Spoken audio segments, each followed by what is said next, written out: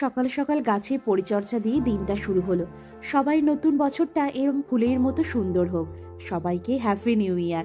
নতুন বছরে বাড়িতে স্পেশাল খাওয়া দাওয়ারও আয়োজন চলছে। সন্ধ্যেতে সেজে গুজে একেবারে রেডি, যাবো মেলায়। কোনো মেলা মিস দিচ্ছি না বলতে পারো। চলো এবার যাওয়া যাক। সবাই এখন পিকনিক করে ফিরছে তো, তাই একটু জ্যামে পড়েছি।